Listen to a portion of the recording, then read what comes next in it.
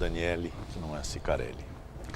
Olha, eu voltei bastante empolgado, acho que realmente o número de pessoas pouco importou, mas houve um crescimento, como o Heraldo bem colocou, na sua observação peculiar e inteligente. Eu acho que houve qualidade, viu? Houve um direcionamento, o movimento não estava tão perdido, porque fora Lula, fora Dilma, fora PT. E a questão é impeachment. É assim, vamos tirar a presidente, né? Ou ela renuncia, ou sai impeachment. E eu acho que nós não temos que ficar preocupados com fantasma, quem vem, quem não vem.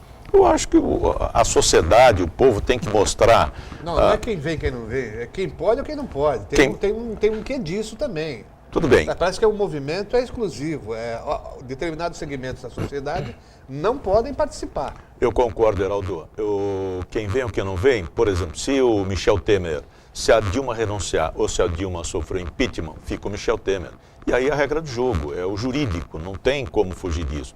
Se bem que o impeachment é um julgamento eminentemente político. Isso acontece desde que não caia a chapa no TSE. Exatamente. Se cair a chapa e se o presidente da Câmara, o Cunha, estiver na Lava Jato, não pode assumir. Certo? O Renan também não. Eu acho que vamos fazer um pleito eleitoral de imediato, em 90 dias. Acabou. Eu acho que a gente não pode ficar imaginando o que vai acontecer e sofrendo por antecipação.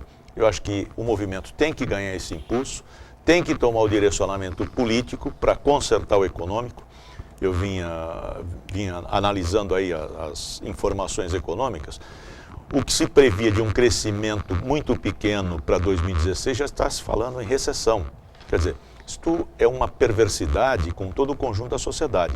E eu acho que nós estamos numa república e o povo tem sim todo o direito de não deixar se instalar no Brasil um sindicato de ladrões. Eu acho que o que for necessário tem que ser feito.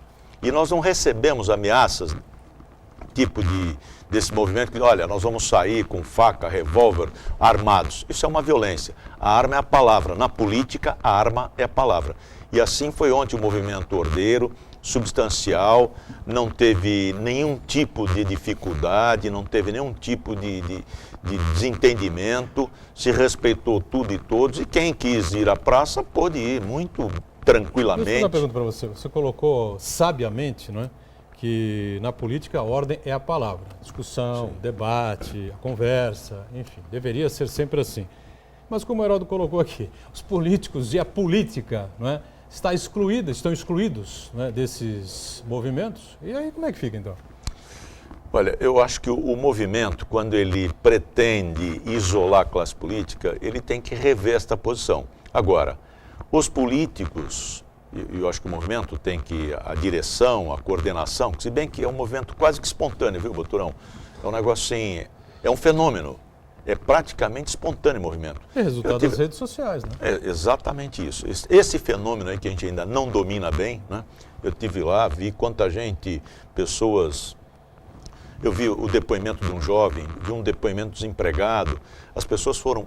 naturalmente, se encaminharam ao caminhão de som, fizeram fila, se organizaram, tiveram vontade de se expor publicamente, né, para dar o seu testemunho, para falar da sua dificuldade, para estimular todo esse processo. Viu o depoimento de acho que não lembro o nome do rapaz, ou é Daniel ou Diogo, um jovem assim, que nos lembrou, não foi, Heraldo, na época aí, houve uma coincidência grande. Há 23 anos atrás, aproximadamente, nós estávamos na praça também para tirar o Collor. E agora me senti até um pouco jovem há mais tempo, um pouquinho mais velhinho, porque vi um jovem lá, devia ter 14, no máximo 16 anos, no caminhão de som, e dando a sua experiência, o seu testemunho, mostrando o seu sentimento e a sua interação com o movimento popular. Isso é uma diferença enorme, porque nós éramos liderados, por exemplo, por Lula, né? Por exemplo, por Montoro, por exemplo, por Covas, por Quércia, Serra, por José Serra. Da Rede Globo. A própria Globo se envolveu, pôs e tirou, tudo bem, né? Então você tinha Quércia. lá figuras, o Quércia já falei, figuras, né, no Congresso Nacional e fora do Congresso, né, o Quércia não tinha mandato, ou era governador, não? Não, ele era senador. senador. Era o Fleury, né? O governador Fleury. E o Quércia acho que era Quércia senador, não era senador, estava sem mandato naquele momento já. e articulando uma candidatura à presidência da República que aconteceu em 94. Muito pouca gente se lembra. O Quércia foi candidato a presidente em 1994, quando o Fernando Henrique se elegeu direto no primeiro turno, né? Então tinha essas figuras. Brizola, né? Brizola. Eu não vou me lembrar exatamente se no governo do Rio ou também sem mandato, mas é uma liderança monstruosa. Miguel Arraes, também não precisa ninguém falar muita coisa a respeito, né? Enfim, figuras históricas, né? Lideranças extraordinárias, gente com 10 milhões, 11 milhões, 20 milhões de votos, enfim. Hoje em dia está essa coisa confusa, é estranho, pelo menos para mim é estranho isso. Não, você tem razão, eu também sinto um pouco de dificuldade de identificar nesse movimento. É um movimento natural, espontâneo, ele agrega muito mais pelo sentimento do que por uma postura política, ideológica, é muito mais um sentimento. E é difícil isto, né? Nós temos, é um material difícil de você trabalhar, de você entender de que maneira acontecer. Tanto é que a própria rede social, ela não tem regras, né? São regras muito mais morais do que qualquer outro tipo de regra. Perfeito. Então isto faz com que a gente tenha que entender, analisar e encontrar uma saída. Nós estamos sempre ao vivo com você, 1h30 da tarde, o telefone está sempre à sua disposição, 3014-5281, ligue para cá, participe com a gente. Também estamos online pelo site da TV Santa Cecília, o Santa Portal, você clica no ícone do painel regional, confere a gente em tempo real. E o programa encerrado você revê pelo YouTube os melhores trechos ou se preferir o programa por inteiro. Daniela Fiscarelli, sempre conosco, atenta aí à nossa produção e à sua participação aqui no painel regional. Tudo bem, Daniela? Tudo. Boa tarde, Boturão, doutor Heraldo, doutor Pacilo. Boa tarde a você de casa que está nos acompanhando nessa tarde de segunda-feira. Nosso Facebook já está aberto esperando a sua participação. Envie suas dúvidas, sugestões, opiniões. A nossa bancada do painel regional é democrática. E a produção também está te esperando através do telefone 3014-5281. Muito bem. Acho que o Pacilo colocou uma questão bastante interessante. Só lembrando a você que nossa reprise normalmente é às 20 horas, né? De segunda a sexta, 8 da noite. Estamos transmitindo aqui pela Unisanta os jogos da Unisanta, né? Da Universidade de Santa Cecília. E enquanto isso ocorrer, a reprise do painel regional de segunda a sexta estará no ar às 19h30, 7h30 da noite. Nos finais de semana, painel weekend, sábado, 3 da tarde, domingo, às 5 da tarde, para você acompanhar. Acho que o Pacilo tocou numa coisa interessante, isso que ele disse, Heraldo, eu acompanhei também em vários comentários pelos sites do UOL, da Folha, do Estadão, pela Band News, pela Globo News, enfim, né? É essa questão do foco dessa vez ser mais direcionado mesmo, né? O fora Dilma, o fora PT, além daqueles bonecos gigantescos do ex-presidente Lula, né, vestido de presidiário, né? Lamentavelmente, olha que ponto chegamos, né? Fazer um boneco monstruoso no ex-presidente da República, inclusive foi capa do Financial Times, um jornal voltado para a economia, né, dos Estados Unidos, e que mostrou lá, olha que vergonha, né? Botar o ex-presidente da República, um líder, né, popular, acho que o maior da história desse país, né? O presidente Lula, nessa situação absolutamente ridícula, né, que se enfiou o PT. Né? É consequência direta do avanço das investigações da Lava Jato. A oposição, principalmente os contrários ao PT, sempre perseguiram, né, e tentar colocar sob a responsabilidade direta do ex-presidente Lula, né, as questões e toda a trama dessa pilhagem de dinheiro público. E hoje, né, já se tem alguns indícios de que o próprio Lula se beneficiou disso, né, principalmente depois de ter deixado a presidência da República, quando passou a ser uma espécie de lobista das empreiteiras, dando palestras ou promovendo viagens aí para vender o trabalho, né, das grandes empreiteiras, como se viu durante as investigações. E isso, de tão massificado na população e ela tentando sobreviver a essa crise, chega um momento que realmente se materializa nesses bonecos que nós vimos ontem nas manifestações todas. Quer dizer, o povo realmente não aguenta mais. É muito dinheiro que escorreu para o lado da corrupção e, em contrapartida, a população tentando se equilibrar aí nessa situação de desespero, verdadeiramente.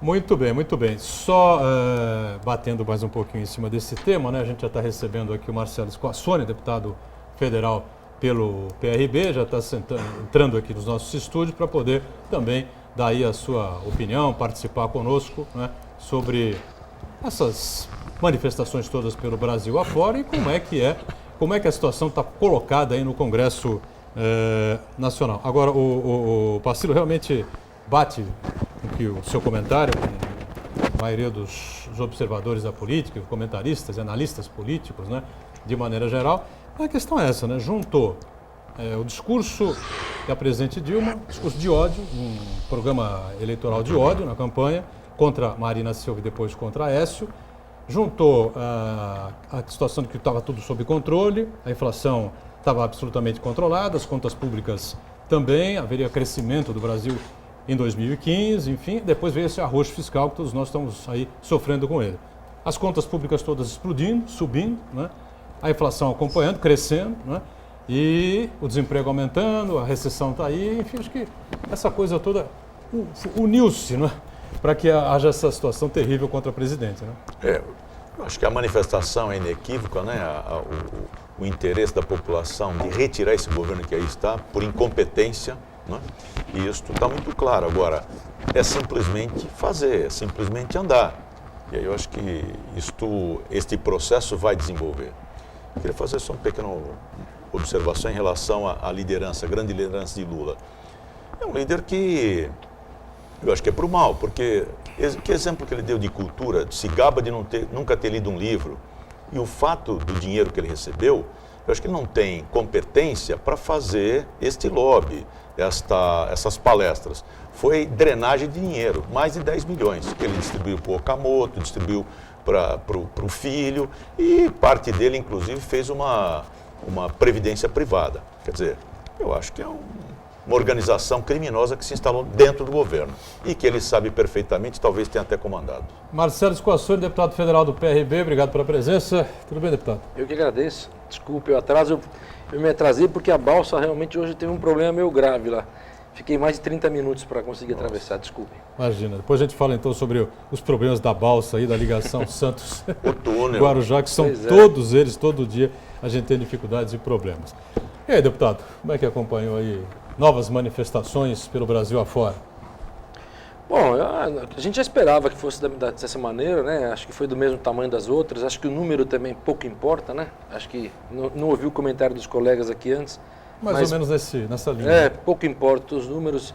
Importa muito mais a atitude, né? De no país inteiro as pessoas saírem às ruas reclamando da atual situação política, da situação econômica, né?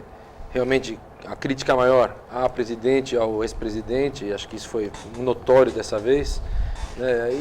E a gente tem que agora ter serenidade para entender que alguma coisa tem que ser feita mesmo, né? Ou os políticos, a sociedade como um todo também, que não são só os políticos, né? Os empresários também, todo mundo entende que nós temos que ter um caminho para mudar imediatamente as coisas, ou o país vai realmente piorar a cada dia. E eu estou vendo isso no dia a dia lá no Congresso, por exemplo, gente que há 2 meses atrás, não, isso vai passar, e agora, nos últimos tempos, tem ficado mais assustada.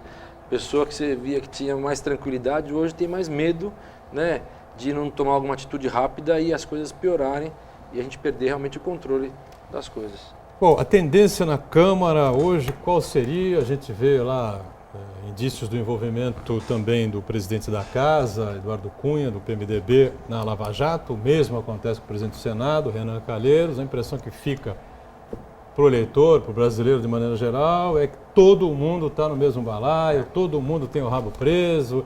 E por isso que eu acho que fica, né, essa tendência de que políticos não podem participar desse movimento e essa ojeriza aí a classe política de maneira geral. Mas é o que a gente comentava aqui, deputado. Política se faz com partidos políticos, política se faz com os políticos, política se faz com conversa, não é? Com discussões, com debates. E agora? Pois é. Está fácil responder? Não está fácil responder porque a gente realmente, quem disser que sabe o que vai acontecer nos próximos dias, vai chutar. Acho que as coisas podem acontecer de acordo com os fatos reais, né? Vamos imaginar, o Renan e o Eduardo Cunha vão de fato ser denunciados, né? A Câmara vai tomar alguma atitude com a denúncia contra o presidente da Câmara, por exemplo, se isso acontecer, né? Que tipo de atitude vai tomar? Isso é uma coisa que muda os caminhos da política nacional. Mas também eu não acredito que isso, que até hoje eu não vi, né? Acho que vocês também não viram até agora, como aconteceu com outros entes aí, outros envolvidos nessa operação Lava Jato, por exemplo, a gente não viu uma prova muito consistente contra o presidente da Câmara, até agora pelo menos, só se for uma surpresa, né, que seja apresentada agora pelo procurador nessa possível denúncia. Se ele tiver uma prova consistente mesmo, aí as coisas podem mudar. Porque até agora foi só, alguém disse que ele recebeu o dinheiro. Eu também posso dizer que vocês receberam, vocês podem dizer que eu recebi, mas tem que provar, né? Não existe essa possibilidade. Eu acredito que só vai acontecer alguma coisa de fato na Câmara, uma mudança ou até um afastamento do presidente da Câmara, se ele realmente tiver alguém tiver uma prova concreta contra ele, né? Acho que vocês devem concordar com isso. É difícil uma mudança tão radical sem uma prova concreta. Agora, o governo federal é outra história, né? O impeachment da presidente Dilma aconteceu ou não, é muito mais uma questão política, né? Assim, esses movimentos todos, não conseguindo eles se acertarem com a Câmara e com o Senado. Parece que isso é sem fim, é um diálogo que parece que um fala sozinho, outro fala sozinho, é um monólogo, não é um diálogo, né? Não acontece essa conversa de fato. Começa uma conversa, amanhã vamos resolver as coisas, vamos entrar num acordo aqui, depois passa mais uma semana, passa outra semana. O tempo passa muito rápido no Congresso, é diferente da nossa vida aqui nas cidades, né? Porque você aqui tem de domingo a segunda, né? De terça a quinta. De domingo até outro sábado é uma semana mesmo. A semana é muito curta, né? As coisas têm que acontecer em 3 dias. Né? Depois os deputados voltam para a base e voltam de novo na mesma conversa só na outra semana. Então o tempo passa muito rápido para as atitudes de fato serem percebidas pela população. É isso que é triste, né? Você não vê as coisas que você planta hoje acontecerem amanhã. O que você não consegue fazer até quinta-feira, às 5 da tarde, agora só na terça. É chato isso, né? Mas é a nossa realidade. Então, eu estou tentando todo dia tomar atitudes boas para a nossa região, trazer coisas para cá e tal, e eu percebo esse período curto que a gente tem para trabalhar, né? E aí também as decisões políticas, essa confusão toda, essa briga toda que está acontecendo no Brasil inteiro, também usa esse mesmo período. É triste, mas é a nossa realidade. Muito bem. Heraldo, quer fazer alguma colocação? Eu queria... Pode fazer a colocação. Fica para o próximo bloco, o então, deputado responde. Vamos deixar aqui só a colocação. Queria saber do deputado como é que ele vê a Câmara vinha num crescendo muito grande, colocando em votação e votando mesmo questões polêmicas, muitas das quais já engavetadas lá há mais de 20 anos. Agora, com essa aproximação do Renan Calheiros com o governo, com a presidente, essa pauta positiva, enfim, não diminuiu a importância da Câmara, a importância do presidente da Câmara, que, na verdade, tomou essa atitude de desengavetar essas matérias ou criar aquelas chamadas pautas bombas. A gente vai fazer o primeiro intervalo, destacando aqui uma informação importante da saúde aqui da Prefeitura de Santos, já que 3 monoxímetros são isso. O que é isso? Aparelhos que medem a densidade de monóxido de carbono no organismo. Tornaram-se aliados no combate ao fumo aqui na cidade. Alguém fuma aqui? Não. Sônia? Não. Heraldo largou, né? Ex-fumante. Ex-fumante, Heraldo. Você também Parabéns. é fumante, né? Não. Nunca fumou? Não. Muito bem. Se tornaram, então, aliados ao combate ao fumo aqui na cidade de Santos. A Prefeitura adquiriu os novos equipamentos, estão em uso nos cerca de 90 pacientes atendidos pelo Programa Municipal de Atenção Intensiva ao Tabagista, desenvolvido pela Secretaria de Saúde de Santos. Também conhecido como bafômetro do cigarro, o aparelho fornece aí o resultado imediato da densidade de toxinas que o fumante acumula no pulmão e depois segue com toda a orientação, né, e possibilidades para que as pessoas larguem o vício. O intervalo e a gente volta já já. De onde veio isso aí? Sempre para isso. Datafolha. Voltamos, segundo bloco aqui do nosso painel regional. Heraldo comigo aqui à esquerda, ao lado do deputado federal Marcelo Squassoni, do PRB, o nosso Pacilo, e a Daniela, sempre atenta, vem já já com algumas participações importantes pelo 3014-5281 ou facebook.com/Painel Regional TV também para sua mensagem. O Heraldo deixou uma pergunta aqui ao Marcelo Squassone, repete rapidamente, o deputado pode, na sequência, responder, né, Heraldo? É que a Câmara vinha num crescendo muito grande, né, na votação e aprovação de matérias polêmicas. Agora, com a aproximação do Renan Calheiros, presidente do Senado, com a presidente Dilma, apresentando a ela aí uma pauta positiva, se não diminuiu a importância da Câmara, em especial do Cunha, né, que vem sendo também investigado e apontado aí como envolvido na Lava Jato. Bom, eu acho que os dois, eles se alternam na mídia, né, e no poder, né? Pode perceber isso. Uma semana é o Eduardo Cunha que está como o personagem principal na política, na outra semana é o Renan, e aí eles vão levando cada um para o seu lado pessoal. Isso aí é muito chato, né? Porque você percebe que o problema pessoal de cada um deles está sendo colocado à frente da discussão de temas importantes nacionais. Temos que levar em consideração que o Eduardo Cunha colocou em votações importantes na Câmara temas que realmente ficaram parados há muito tempo. Foi ele que teve coragem de colocar. E colocou realmente a Câmara como uma Câmara nova, uma Câmara que trabalha sem parar, e isso é verdade, eu estou sendo testemunha disso e estou trabalhando bastante também. As sessões não terminam antes de meia-noite, algumas vão ter às 2 da manhã. É alguma coisa cansativa, mas você vê que tem resultado, está acontecendo. Tem votações que estavam há 20 anos lá que não aconteciam, a maioridade penal, por exemplo, todo mundo sempre discutiu, a Câmara foi lá e decidiu. Agora está indo para a mão dos senadores, né, que vão ter que tomar atitude. Como foi a reforma política, não foi uma grande reforma política, mas alguns temas foram alterados, né? Não mudou muito porque os deputados não quiseram, mas e acho que os deputados refletem a vontade dos meios políticos todos, né? E da população. Foi assim que eles foram eleitos. Se eles não mudaram... um contrassenso aí, né? Do No que quê? dizem as ruas para o que foi feito no quesito reforma política, né? Sim, foi Porque as pouca ruas coisa. querem mudanças e ninguém serve, está tudo errado, enfim, a reforma política mudou o quê? Mas a mudança que a rua quer é do personagem que está político lá. Tem que trocar, vota. Na próxima eleição tem que votar de novo do jeito certo. As pessoas escolhem gente estranha para burro, para colocar no Senado e na Câmara dos Deputados. Escolhem gente distante deles o tempo todo. Gente que vem na eleição, compra voto, faz o que tem que fazer e a gente sabe como é que funciona. Aí depois o político se distancia, não chega nem perto do eleitor, não chega perto do domicílio eleitoral dele e o eleitor fica agora reclamando o tempo todo. Na próxima eleição, se não tomar cuidado, vai fazer a mesma coisa. Deputado, em sessão relâmpago, a Câmara aprovou as contas dos ex-presidentes Itamar, o Fernando Henrique, né, e do Lula. Só que o Supremo disse que não pode ser só a Câmara, tem que ser uma comissão mista, né? Isso. Câmara e Senado. E o deputado Cunha queria esnucar a presidente Dilma exatamente em razão das contas dela do primeiro governo. Isso. Só que agora, né, Vai ter que votar de novo. vai ter que votar. Não tem que votar de novo, só dela, né? As Sim, que foram aprovadas não. Isso. Não é. Também não deu para entender isso. né? Pois é. Não tá. O ministro Se não tá estava claro, errado né? fazer do jeito Não que está foi feito, claro. tem que voltar. Então, né? Se tem que se ser a regra vista, é essa, tá? se essa é a regra, Anula. teria que votar outra vez. Isso é o que eu entendo. Chamam uma sessão do Congresso, que aliás toda semana é convocada, e depois ou o presidente da Câmara ou o presidente do Senado desistem da sessão. Mista. Verdade, desistem. Não tem, hoje está marcada a sessão, você prepara os votos dos vetos, deixa tudo encaminhado. Quando chega perto do horário da sessão, caiu a sessão. Não vai ter sessão porque o presidente do Senado não quer ou o Eduardo não quer. Mas o grande mote. Então, isso já está acontecendo há mais de 2 meses já.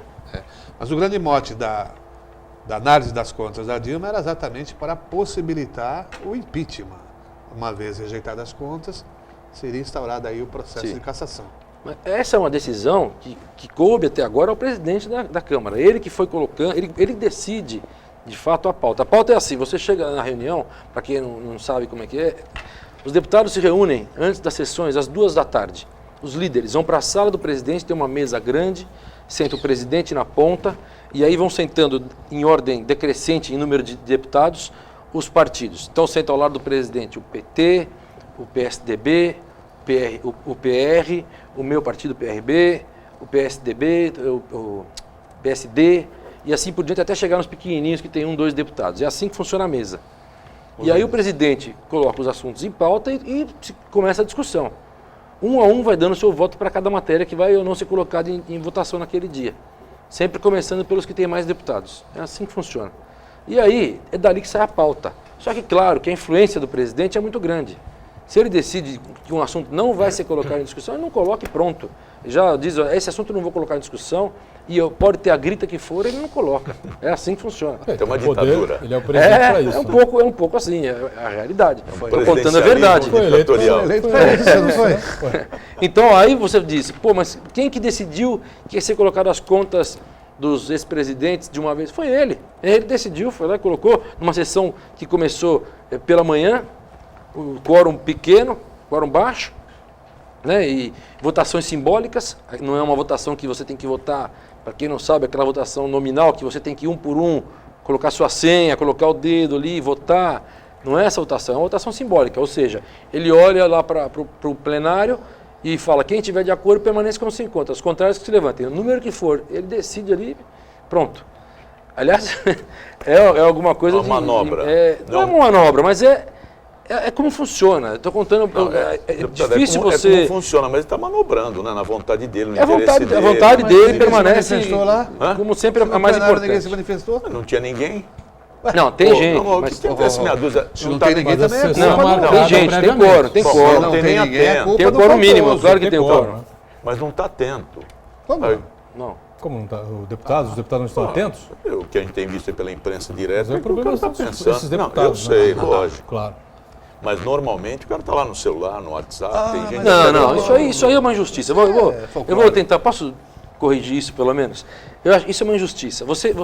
Todo mundo aqui é ser humano e se coloca na situação de um deputado. Você chega lá às 9 da manhã e fica até meia-noite dentro de um plenário. Sai, come ali atrás mesmo, fica dentro do plenário com todo mundo. Todo mundo tem celular e tem os seus contatos, sua vida normalmente acontecendo e vai pegando uma mensagem ou outra ali, conversa, fala um com o outro, vai dar uma saída, volta, mas o que está acontecendo de fato, todo mundo sabe ali. Ali não tem ninguém que está ali de bobo ali, não tem não, todo mundo sabe o que está votando, sabe o assunto. O que está acontecendo de mal para o povo brasileiro, o deputado sabe. Sabe, lógico que sabe, o que está votando sabe. Uai, se passa pela Câmara dos Deputados, se a decisão é do deputado, ele sabe o que está fazendo de errado também, se ele está votando errado. Ué, eu sou cobrado todo dia pelos meus votos. Pelo menos quem se relaciona comigo, ou eu vejo na internet mesmo, qualquer atitude que eu tome, tem muita gente policiando. Não é pouca gente não. Gente de todos os estados cobra o seu voto. Por que você votou assim? Explica. Eu explico para quase todo mundo, não deixo ninguém sem resposta. E as pessoas querem saber, viu? Não pensa que... Parabéns. Não tem gente ali, tem muita gente que está alienada a tudo, mas tem muita gente que cobra. Claro. E eu explico, reexplico, assuntos que já passaram faz um tempão, você explica de novo. É importante cobrar, né? Às vezes você revê uma posição, tem uma outra visão a respeito, né? Opa, peraí. Eu não vi nesse aspecto aqui, mas uma grande maioria da população... Eu passo o tempo todo me explicando, eu me explico o tempo todo. Eu não tenho vergonha nenhuma de dizer que se eu erro alguma coisa, eu peço desculpas, mas eu tento o tempo todo andar numa linha. Só que quando você vai tomar atitudes políticas, você tem partido político, você tem as decisões que têm que ser tomadas, né, em conjunto com outros. Muitas vezes você não concorda... O número de partidos não é prejudicial para essa relação toda política? Um número muito grande, 32 partidos, não é? Olha, tendência a aumentar. Eu acho que isso atrasa um pouco algumas decisões. Mas, no fundo, é importante. Para quem está lá dentro, para você que gosta do equilíbrio, por exemplo, é mais importante ter mais partidos. Você já pensou se fosse só o PMDB, o PT, o PSDB? Como que ia ser fácil de decidir as coisas? Para quem tem a maioria, é muito mais fácil. É uma discussão... Discussão longa. Longa, né? Daniela, tem participações aí com a gente, né? Sim, temos sim, do Nelson de Guarujá. Quero saber sobre o 13º salário dos aposentados. Vai sair o adiantamento ou não? E se não sair, está previsto para quando? Que mês? Você tem a chave do cofre aí, deputados, com a sua? Não, mas eu vi que não tem dinheiro para fazer o adiantamento, né? O ministro Levi disse que não tem dinheiro para fazer o adiantamento. Que vai pagar, mas que não vai fazer o costumeiro adiantamento, né? Que sempre fez, todos os anos. No final, é uma tradição, 6 anos já. Vai pagar só no final. É uma tradição, infelizmente. Claro que ninguém está satisfeito com isso, mas eu ouvi a notícia só, não tenho a certeza absoluta, mas eu ouvi ele dizendo que não tinha condições de pagar agora. Agora, Scassone, você acompanhando atentamente lá o dia a dia do Congresso Nacional, conversa com deputados, esbarra com ministros, essa coisa toda em Brasília. O pessoal quer saber, na verdade, pelas ruas, o seguinte: cadê o dinheiro? Né? Pois é. O dinheiro, onde está o dinheiro? O impostômetro da Associação Comercial de São Paulo, Pacílio, está em 3 bilhões, 1 trilhão, perdão, 1 trilhão e já vamos a não sei quantos bilhões aí, quer dizer, cada vez se paga mais imposto, mais imposto, mais imposto. E as pessoas querem saber na rua o seguinte: é a roubalheira mesmo que faz empobrecer o governo brasileiro? O que é? Ó, eu acho que parte do dinheiro está na África, parte do dinheiro está em Cuba, Mas e parte nessa do dinheiro está na proporção bolsa. toda? Milhões, o Que não roubo se é de faz, caminhão. não se faz infraestrutura, pontes, viadutos, rodovias, Verdade. ferrovias, não se arrumam portos, aeroportos, a saúde arrebentada, como sempre foi, a educação, mas continua sendo uma das piores do planeta. O governo perdeu o controle, então ninguém sabe quem leva o que para onde, se é de caminhão, se é de motoneta, se é de bicicleta.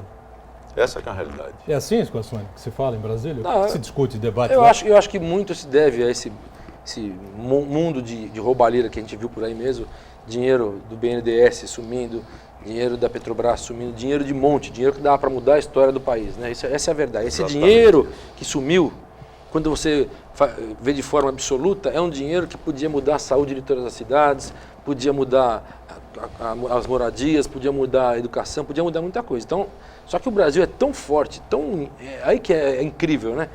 Como é que um país que rouba um tanto dinheiro, some tanto dinheiro, ainda consegue estar de pé? Porque uma empresa, se roubam tanto assim numa empresa, ela não dura 2 meses, né? Ela quebra. Né? E aí você vê que o país é um país que tem ainda arrecadação, tem força. Agora, as arrecadações caíram, isso é fato. As prefeituras todas perderam aí 30% pelo menos de arrecadação. Os prefeitos que vão a Brasília estão desesperados, isso aí você vê claramente.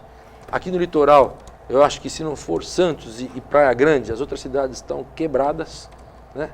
Agora tem que louvar também o prefeito de Praia Grande, e não tenho procuração nenhuma para defendê-lo, mas conversando com os outros prefeitos, conversando, vendo a situação dos outros municípios, você vê que Praia Grande conseguiu se organizar ao longo de muitos anos e hoje sofre menos, está sofrendo também, mas menos do que os municípios que sempre andaram naquela linha de vamos gastar quase tudo que tem, né? Então aí que está a administração de uma cidade, né? Guarujá hoje não tem dinheiro para nada. Para pagar funcionário quase não tem. O hospital 3 meses sem receber dinheiro da prefeitura. Aliás, está caótica e crítica a questão lá do Santo Amaro. Eu acho que a cidade de Guarujá está muito mal administrada. E a Santa Casa de Santos também, eu queria falar um pouquinho sobre isso Também, também. os dois, Só que eu vou importante. abrir mais uma vez para a Daniela, para a gente fechar esse bloco aí com mais uma participação do telespectador. Daniela. Pergunta do Gelson Oliveira. Deputado, quantas vezes a prefeita Antonieta foi a Brasília e quantas ela lhe procurou seu gabinete, já que o senhor é deputado do Guarujá, da Baixada e seu partido inclusive tem um ministério? Bom, isso é uma parte até meio triste da história, porque eu me coloco à disposição da prefeita todas as vezes, como me coloco de todos os prefeitos, todos que vão daqui do litoral, o Billy, o Mourão, o Paulo Alexandre, o prefeito de Bertioga, o Orlandini, sempre que vai lá está comigo, usam o meu gabinete como se fosse deles. E é assim que eu gostaria que fosse para todos. Eu peço para os vereadores, visitei as câmaras de vereadores, ofereci para todos os vereadores da região, as que eu ainda não fui, eu vou ainda durante a sessão, para oferecer para eles terem uma extensão das câmaras municipais, o meu gabinete em Brasília, e claro que não seria diferente na minha cidade. Mas, infelizmente, a prefeita, isso já ficou, acho que, marcado lá na cidade, ela usa pouco o meu gabinete, ela acha que pode andar sozinha em Brasília, que conhece todo mundo, que vai onde ela quer, então ela dá pouca atenção para mim lá em Brasília. Eu gostaria que ela fosse até mais, gostaria de poder ajudar mais. Às vezes que ela me procurou, ajudei, como o dinheiro da Copa do Mundo, que a prefeitura ficou devendo para os fornecedores do estádio, o dinheiro estava preso há um tempão lá, eu fui no ministro, pedi, e o ministro no dia seguinte liberou o dinheiro para ela. Mas, infelizmente, até agora, ela gosta de andar de avião. Ela vai bastante lá, mas é pouco falar comigo. Hoje ela vai para lá, vai ter uma audiência amanhã de manhã lá na Comissão de Viação e Transporte, ela e o Paulo Alexandre falando sobre o Porto. Claro que eu vou estar lá prestigiando, com certeza absoluta, mas ela não me liga para falar que vai. Eu sei porque eu fui convidado pelo Papa e pelo Paulo Alexandre para estar presente. É não uma por pena ela. que ela não Uma se pena. utilize disto Uma e pena. até estaria economizando para o município. Não precisava nem para Brasília, se não quisesse. Intervalo, já já a gente retoma a conversa aqui com o deputado Squassoni, em instantes. Voltando novamente aqui com o nosso painel regional, terceiro e último bloco desta edição, Marcelo Squassoni conosco, Heraldo, o Francisco Pacillo, assunto saúde rapidamente, a crise da saúde pelo Brasil inteiro, reflete profundamente aqui na nossa região metropolitana também, e duas situações gravíssimas, Santa Casa de Santos e uma que o Squassoni acompanha um pouco mais de perto, que é do Hospital Santa Amaro, né, deputado? Realmente a crise chegou nos dois lugares para assustar toda a região, né? Eu estava conversando agora de manhã, se você passa mal na nossa região, tem um problema cardíaco grave, você realmente corre o risco de não ter salvação. Marcos de Rossi, né? Foi um dos casos, o dono do Jornal do Guarujá, o José Forte Filho, também, há 3 semanas atrás também faleceu. Isso é gente que a gente conhece, assim, que é mais conhecido de todas as pessoas. Mas acontece todos os dias. Gente que não tem atendimento. No Guarujá não existe hemodinâmica. Para quem não sabe, hemodinâmica é o equipamento que pode te fazer um cateterismo na hora que você está tendo um infarto. Né? No Guarujá não existe. Imagine só, você lá, se você tem um infarto no Guarujá, você tem que tomar um remedinho e ser mandado urgentemente para a Santa Casa. Só que o da Santa Casa muitas vezes não funciona também. Ou seja, a situação da saúde em todo o litoral é triste, é muito triste. O problema grave, isso que você acabou de colocar, é uma questão gravíssima que a gente cansa de debater aqui, né? Um atendimento imediato, depois vai para a Santa Casa para ver se a Santa Casa resolve. Isso não vem de Guarujá, vem de Bertioga, Guarujá, todo o litoral norte, aí passa pela nossa região metropolitana, passa pela Baixada, vai para o litoral sul, vai pelo Vale. Verdade. Nós temos aqui o Instituto de Hemodinâmica da Casa de Saúde. Casa de Saúde, né? Que vai bem, segundo a gente... Sim.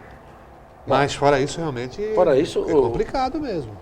Bertioga e Cubatão vão utilizar o Hospital Santo Amaro como um hospital que vai ser um hospital, esqueci o nome agora. Referência. Não é referência, é um outro nome. Especialidades. O governo do estado está dando o nome que é um hospital de especialidades, na verdade vão ter todas as especialidades lá.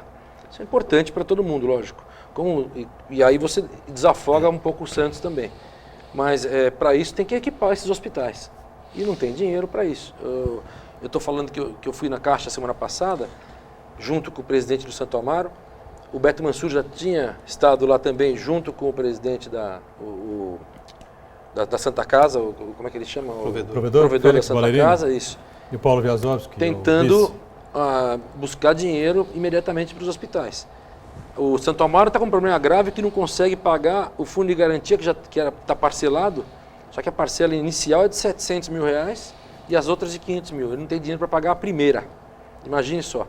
Aí tivemos uma conversa lá na Caixa, esse número baixou a partir da segunda parcela para quase R$200 mil, que o hospital consegue pagar. E o problema agora é a primeira parcela, que o vice-presidente da Caixa ficou de dar uma resposta hoje ainda, se consegue também baixar essa parcela.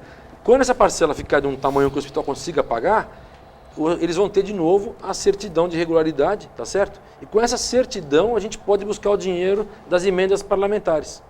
Porque eu destinei 7 milhões para o Santo Amaro, para fazer justamente a hemodinâmica, para mudar um pouco a cara do hospital, e esse dinheiro tem o risco de não vir para o hospital porque falta a certidão de regularidade fiscal. Agora, não falta um pouco de administração, alguém que fica lá muito tempo administrando, ou que não está preparado, não está apetrechado, qualificado?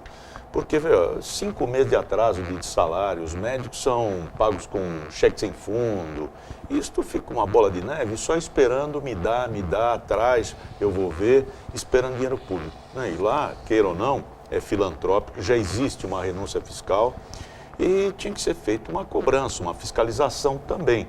Não é fácil, você está direcionando aí com muito boa vontade, querendo trazer aí 60 milhões, 7 milhões para a hemodinâmica. Só que parece que lá, o Triângulo das Bermudas, o dinheiro vem e some. E aí aquela cantilena, mas 15 anos de intervenção. Só que tem 15 anos de intervenção, mas tem um presidente que está lá 10, tem não sei que está não sei quantos anos. E o negócio não há uma administração, não se cria nada e não se muda nada. O discurso é o mesmo. É como um disco quebrado, rodando sempre no mesmo lugar. Bom, eu também não gosto desse choro, porque dizer que ficou sob intervenção do município e aí estragaram tudo e agora estão pagando preço. Estão pagando preço, realmente, mas tem que ter solução rápida. Não é eterno, né? O hospital tentou se enxugar um pouco, eu percebo isso lá nas atividades que eu participo lá dentro, converso com todos os administradores, eles tentaram enxugar a máquina do hospital, diminuir ao máximo possível. Só que também nós temos que lembrar que o SUS paga pessimamente cada atividade que o hospital, cada procedimento. Quando o SUS paga pouco e o hospital não tem quase ninguém de convênio no Santo Amaro, você deixa o hospital numa situação de penúria. Porque quando a pessoa tem um convênio bom, lá no Guarujá, ela não usa o Santo Amaro, ela vem para um hospital em Santos. Essa é uma realidade do hospital, infelizmente. E eu tenho que reconhecer que a saúde em Santos ainda não é boa, mas é melhor do que a do Santo Amaro. Então, o cidadão que tem o plano de saúde lá, que poderia usar no Santo Amaro, ele usa pouco lá. Santo Amaro hoje tem 80%, acho, de 80% ou 90% de SUS. E não tem nenhuma entrada particular, zero. Né? Uma sugestão. Convênio, quase nada. Aí a conta não vai fechar nunca, doutor Pacílio. O número não fecha, aprovado. a conta não fecha. Agora, por que você não se Por faz que uma você reserva? Gasta milhões? 100 e Na recebe Santa Casa. 50, Pois é. você vai Mas dar por que não prejuízo se todo faz uma reserva específica, separa desse dinheiro, pagamentos para os médicos especificamente? Porque o hospital sem médico não funciona, é um castelo sem alma. Nem enfermeiro, nem Enfermeiro, Olha, não, claro, Você está pessoal toda a privilegiando saúde. uma casta em Não, detrimento de outros trabalhadores não estamos. do setor de saúde? Não, Os não, médicos pode ganharam ser dinheiro, importante. ganharam dinheiro. só tem um único hospital, lá. É. E os médicos param, os enfermeiros param, todo mundo para. O hospital para. Pois Acabou. é triste. Deixa eu saber da Daniela se tem gente aí tentando conversar conosco, participar com a gente. Pois não, Daniela? Tem sim. A pergunta do José de Abreu. Até o momento não está confirmado o adiantamento do 13º salário aos aposentados, muitos já contando com esse dinheiro. Isso não agrava o conceito do governo Dilma? Eu acho que agrava, sem dúvida nenhuma. E o Squassoni já disse há pouco, né, que realmente não deve sair. Não deve sair, infelizmente. Só para o... Só na época do final do ano mesmo. Tudo bem, acostumaram a conceder o adiantamento, né, do pagamento, mas não significa que o governo vai deixar de pagar, pelo menos até o É o momento. que se espera, mas já fica uma impressão, um receio, enfim. Daniela, pois não. Pergunta do Carlos Alberto de Souza, de Vicente de Carvalho. Deputado, o que você pode fazer para agilizar as obras da PAC 1 no Guarujá? Paradas para as famílias de área de risco e palafitas da Prainha, Marezinha, Aldeia e Conceiçãozinha. E como você vê a questão do túnel Santos-Guarujá? Bom, o deputado ficou preso aí na balsa, né? Do PAC 1, lá no sítio, no fim do Morrinhos, está sendo feito, na Vila Edna também, tem as obras todas do Parque da Montanha, né, o famoso Parque da Montanha, que estão até hoje sem terminar. A Prefeitura já recebeu uma grande parte, eu tenho acompanhado isso, tenho aqui guardado, está desligado o meu telefone, mas aqui eu tenho guardado aqui. Da semana passada eu cobrei do Ministério das Cidades para saber o andamento dessas obras. A Prefeitura já recebeu uma parte. Nos documentos que vem do Ministério das Cidades, está dizendo que já tem mais de 50% concluído.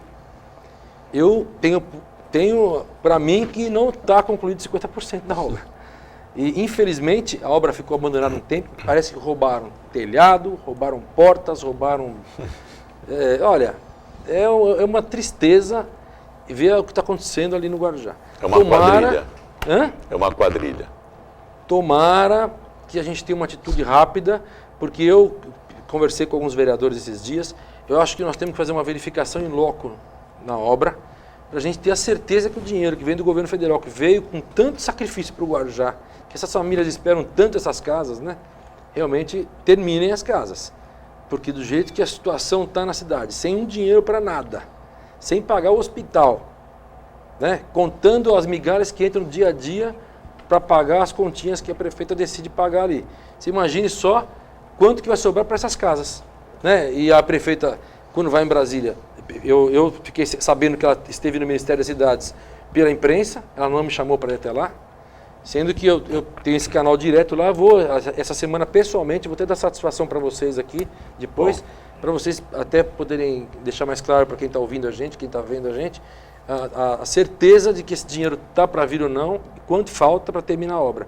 Eu acho que o negócio vai ficar feio. Como ficou feio o ginásio do Guaibê, que está há 3 anos a obra parada, e eu verifiquei a semana passada também que a última medição, em 2014, dizia que a obra também tinha sido já pela metade já concluída.